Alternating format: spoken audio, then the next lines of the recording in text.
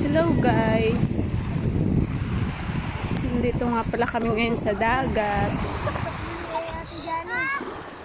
Hi! Shout out! Sa mga naliligo dyan.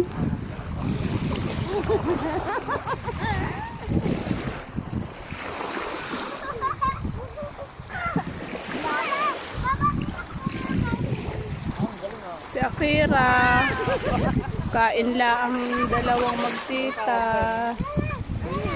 Ayan, huling-huli nagtatakaw.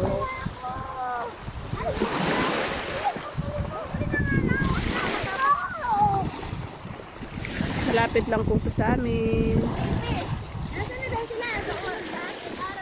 Susunod daw eh.